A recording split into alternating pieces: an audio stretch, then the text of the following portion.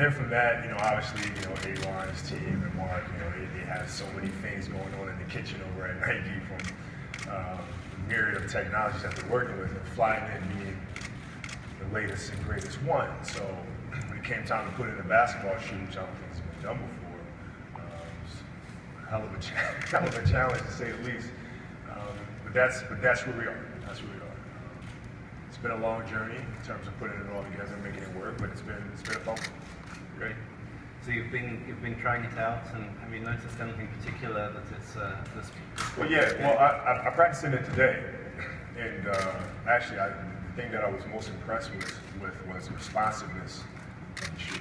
Very responsive, and generally, especially for a high top. This is higher than normal, but there's no responsiveness to the high top in general. So when you change the directions, the ankle's normally hitting the product, and then there's no give there.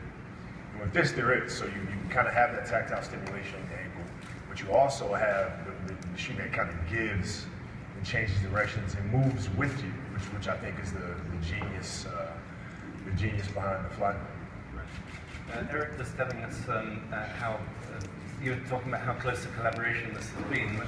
I've heard that this gentleman's quite a demanding customer. Maybe you could tell us a little bit more about the dialogue. No, as Mark was saying, working with Kobe is intense. He has extremely high standards that he holds himself to, and he brings that same level of intensity and demands to the design of his product, and that's exactly why we love working with him. And I think that leads to better product.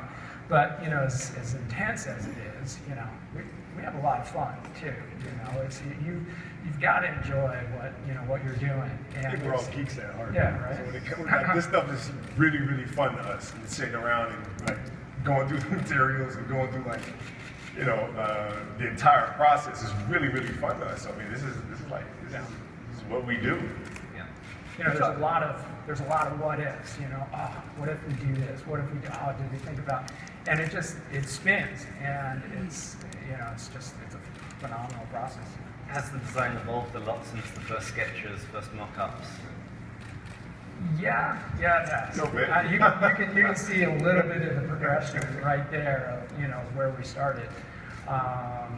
There's a lot of learning with the flyknit process, and it was something that Kobe and I talk about all the time is finding that right balance between science and art.